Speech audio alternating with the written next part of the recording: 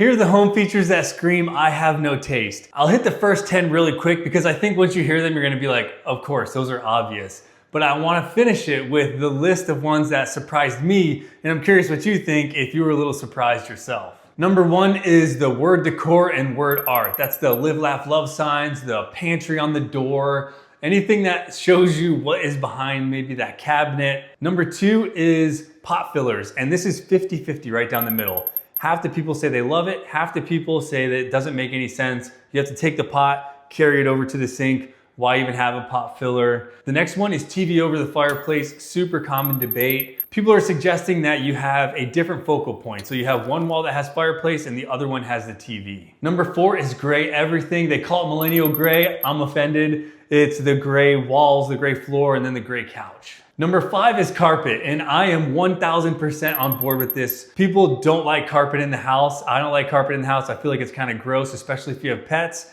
maybe some area rugs, but others feel differently. Let me know in the comments about this one. This is a very interesting topic here. Do you just like it in certain rooms, or are you like me, no carpet at all? Number 6 is gold and brass everything, kind of like a gold overload. But let me just caveat that by saying a lot of people weren't saying that gold was necessarily bad. It was just that there's too much gold and that screams that there's no taste. 7 is barn doors, and there's many reasons why. If you've ever been in a hotel with a barn door, you can kind of see through the edges. It's not as private. There's a bunch of reasons people just don't like it. And then that leads us to number 8, LVP. I'm sure you're probably aware that this would make the list, but it's a little bit plasticky feel. There are some complaints about it just feeling cheap altogether. Me, I think LVP is good because if you have pets, it's rock solid. We had it in our last house. I loved it, but I will say it does feel a little bit cheap. But that leads us to number 10, all white. So similar to the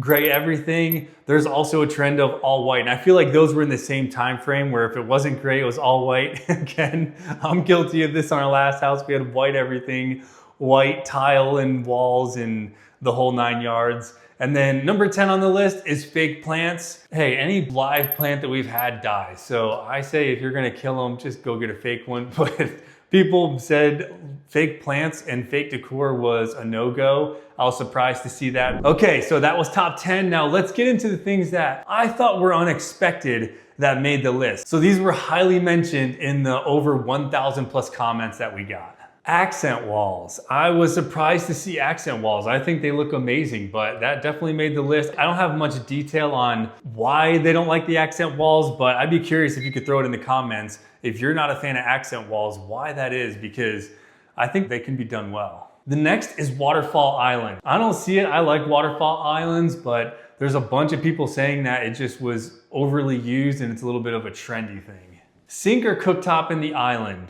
Putting that sink or cooktop in the island does make it a little bit in the way. So I just moved from Augusta, Georgia, where you never really saw a sink in the island. Now we're over here in Texas, and dude, they're everywhere. And now I'm actually gonna end up putting it in our upcoming renovation for our personal house because it just makes sense. I don't know, I just kind of like the sink in the island now. So let me know what you think about that. I'm now a fan of it. And speaking of new builder renovation, I have a home building checklist right here. It's 100 pages of everything you want to know before you break ground and before you even meet with your builder. It's all the selections, tips and ideas, everything you need before you start renovating your building. You can get it right now at builderbrigade.com. The next one is painted brick or painted wood. So speaking of our renovation, we are painting all the wood paneling in our entire house. So I'm not on board with this. The painted brick, hell, we might even do that too.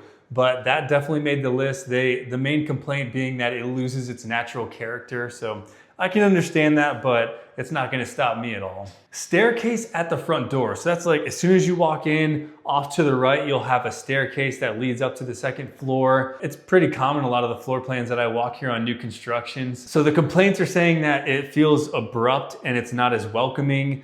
I don't see it. I mean, I think it can be done well, especially, maybe they're not talking about this, but there's also some where you have like the dual staircases. It's a little over the top, but it is kind of a grand entrance. The next one is open concept everything. I feel like I'm breaking all these rules here. Our next house is literally the definition of an open concept. And I understand there's a reason why you might want to have some division in between the rooms so you can have a little bit of privacy, but that definitely made the list. And the reason being no privacy, noisy, and trend fatigue. Super surprised to see this wide plank floors. They're saying that it's trendy. I love wide plank floors. I think they definitely have a use and they look super high end. So I'm curious what you think about high plank floors.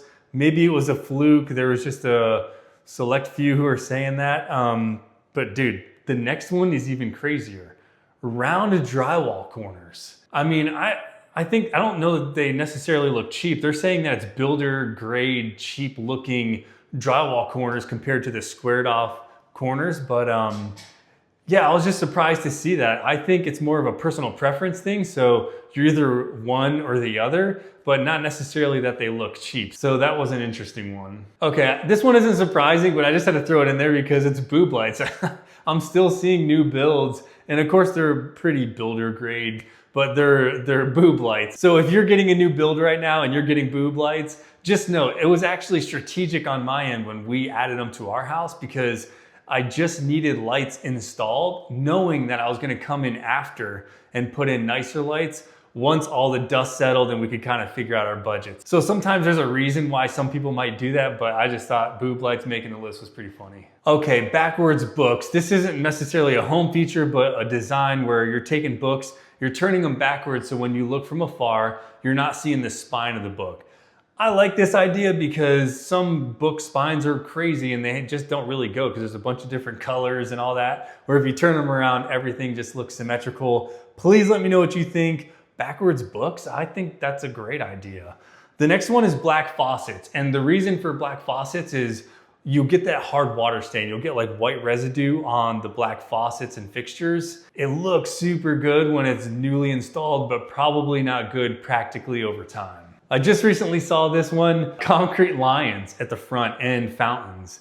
Fountains can be done well. I think you go more linear fountains, things like that. It can look good on these high-end builds, but to see that make the list was kind of surprising. They said it's a gaudy kind of curb appeal, but I think it can be done nice. Single hung windows, I don't know. I think upstairs, single hung windows make sense. And if you're not familiar, single hung windows just mean they just have one function. So they just go up and down. You can't like drop them down into multiple panes for cleaning. So I don't know. I don't think that that's a no taste sort of feature, but surprised to make it. It was mentioned a few times. Kitchen visible from the front door. So this also pairs with the staircase being on the right-hand side, like right as you walk in, and then being able to visually see the kitchen. I don't know. I guess I never really thought about it, but that screams no taste. So if your house plan has it to where that kitchen is visible from the entryway, they're saying that that has no taste. To me, not necessarily that it doesn't have taste, but one feature that stands out to me on a floor plan